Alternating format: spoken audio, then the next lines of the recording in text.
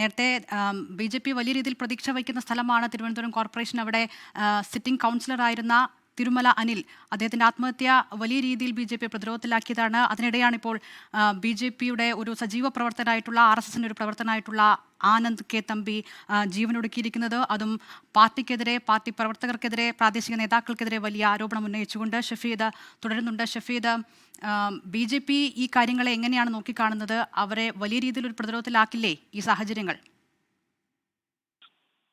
ഇക്കാര്യത്തിൽ സ്വാഭാവികമായും BJPയുടെ അനൌദ്യോഗിക വിശദീകരണങ്ങൾ പുറത്തേക്ക് വരുന്നുണ്ട്. അതിൽ ഏറ്റവും പ്രധാനം ജില്ലാ നേതൃത്വം പറയുന്നത് ഈ വാർഡ് വിഭജനവും വാർഡിൽ സ്ഥാനാർത്ഥി നിർണയവുമായി ബന്ധപ്പെട്ട് ഔദ്യോഗികമായ പട്ടികയിൽ പ്രാദേശികമായി ഇയാളുടെ പേര് ഉണ്ടായിരുന്നില്ല എന്നുള്ളതാണ് നിലവിൽ ഇപ്പോൾ BJP ജില്ലാ നേതൃത്വത്തിന്റെ ഒരു അനൌദ്യോഗിക വിശദീകരണം. അത് ഔദ്യോഗികമായി തന്നെ അവർ അല്പസമയം മുൻപ് പ്രതികരിക്കും എന്ന് നമ്മൾ മനസ്സിലാക്കുന്നുണ്ട്. ഇന്ന് രണ്ടാമത്തെ പ്രധാനപ്പെട്ട കാര്യം, BJPയെ സംബന്ധിച്ച് അല്ലെങ്കിൽ RSSനെ സംബന്ധിച്ച് കഴിഞ്ഞ 4 മാസത്തിനിടയിൽ അവർക്കെതിരെ ആരോപണം ഉന്നയിച്ച ആത്മഹത്യ ചെയ്തവരുടെ പട്ടിക അതുവരെ സ്വാഭാവികമായും പ്രതിരോധത്തിലാക്കുന്നുണ്ട്. പ്രത്യേകിച്ച് കോട്ടയം സ്വദേശിയായിട്ടുള്ള അനന്തു സജി RSSനെതിരെ ഗുരുതരമായിട്ടുള്ള ആക്ഷേപങ്ങൾ ഉന്നയിച്ചുകൊണ്ട് തിരുവനന്തപുരത്ത് ആത്മഹത്യ ചെയ്ത സംഭവമുണ്ട്. രണ്ടാമത്തേത് തിരുമല അനിൽ, സഹകരണ സംഘവുമായി ബന്ധപ്പെട്ട് അതിൽ പാർട്ടി നേതൃത്വം വേണ്ട വിധത്തിൽ ഇടപെട്ടില്ല എന്നൊക്കെ ആരോപണം ഉന്നയിച്ചുകൊണ്ട് അത് ജില്ലാ നേതൃത്വത്തിന് വലിയ പ്രശ്നം ഉണ്ടാക്കിയ സംഭവമായിരുന്നു തിരുമല അനിലിന്റെ ആത്മഹത്യ. ഇതിപ്പോൾ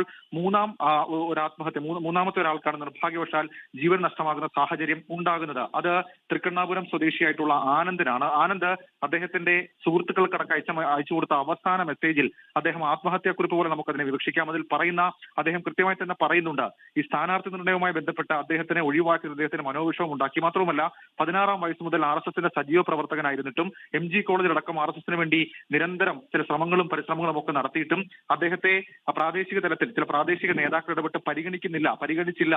അത് മനോവിഷമം ഉണ്ടാക്കി. മാത്രവുമല്ല ആ പ്രസ്ഥാനത്തോടുള്ള വിശ്വാസ്യത നഷ്ടപ്പെട്ടു എന്നൊക്കെയുള്ള ഗുരുതരമായിട്ടുള്ള ആക്ഷേപങ്ങൾ അത് ആനന്ദ് അദ്ദേഹം അവസാനമായി സുഹൃത്തുക്കൾക്ക് അയച്ച ആത്മഹത്യാ സന്ദേശത്തിൽ പറയുന്നു എന്നുള്ളതാണ് ഗൗരവമായിട്ടുള്ള കാര്യം. BJPയെ സംബന്ധിച്ച് നിലവിൽ ജില്ലാ നേതൃത്വത്തിന് ഇത്തരം തലവേദനകൾ മാറി വരുന്ന ഒരു സാഹചര്യത്തിൽ കൂടിയാണ് ഇങ്ങനെ ഒരു വളരെ ഗുരുതരമായിട്ടുള്ള വളരെ ഗൗരവ സ്വഭാവത്തിലുള്ള ഒരു ആരോപണം ഇപ്പോൾ പുറത്തേക്ക് വരുന്നത്. അത് ഒരു പ്രവർത്തകന്റെ ജീവൻ നഷ്ടമാകുന്ന സാഹചര്യത്തിലേക്ക് കാര്യങ്ങൾ എത്തി എന്നുള്ളതിന് ജില്ലാ നേതൃത്വം വ്യക്തമായ മറുപടി പറയേണ്ടി വരും. മാത്രമല്ല അത് താഴെത്തട്ടിലുള്ള പ്രവർത്തകർക്കിടയിൽ ഏത് രീതിയിൽ അത് ചർച്ചയാകുമെന്നൊക്കെയുള്ള കാര്യങ്ങൾ പക്ഷെ അവർക്കൊരു ആശങ്ക ഉണ്ടായേക്കാം. പക്ഷേ നിലവിൽ ഇപ്പോൾ പ്രാദേശികമായി നമ്മൾ അന്വേഷിക്കുമ്പോൾ ഈ തൃക്കണ്ണാപുരം, പൂജപ്പുര അടക്കമുള്ള മേഖലകളിൽ കാര്യമായി BJP RSS പ്രവർത്തനങ്ങളിൽ പങ്കെടുത്ത ഒരാളാണ് ഈ ആനന്ദ്. മാത്രവുമല്ല കുറച്ച് ദിവസങ്ങൾക്ക് മുൻപ് വരെ BJP വേദികളിൽ അദ്ദേഹം ഉണ്ടായിരുന്നു. പക്ഷേ വാർഡിൽ മത്സരിക്കാൻ അദ്ദേഹത്തെ തയ്യാറെടുക്കുന്ന തരത്തിലേക്കുള്ള ചില ചർച്ചകളൊക്കെ നടന്നിരുന്നു. പക്ഷേ അവസാന ഘട്ടത്തിൽ അദ്ദേഹത്തെ മാറ്റി എന്നുള്ളതാണ് അദ്ദേഹത്തിന്റെ ഏറ്റവും പ്രധാനപ്പെട്ട ആക്ഷേപം. ആ ആക്ഷേപത്തിന് പിന്നിൽ അദ്ദേഹം കാരണക്കാരായി ഉന്നയിക്കുന്ന പേരുകൾ കൂടി നമുക്ക് ഇപ്പോൾ നമ്മൾ പുറത്തുവിടുന്ന വാട്സപ്പിൽ സ്ക്രീൻഷോട്ടിൽ നമുക്ക് കാണാൻ സാധിക്കുമെന്നുള്ളതാണ് ഏറ്റവും പ്രധാനപ്പെട്ട കാര്യം. അദ്ദേഹം ഈ തൃക്കണ്ണാപുരത്ത് ഈ വിമത സ്ഥാനാർത്ഥിത്വം അദ്ദേഹം പ്രഖ്യാപിച്ചിരുന്നു എന്നുള്ളതാണ് ഏറ്റവും പ്രധാനപ്പെട്ട കാര്യം. മാത്രവുമല്ല അദ്ദേഹം പേരെടുത്ത് പറയുന്ന ചില കാര്യങ്ങളുണ്ട്.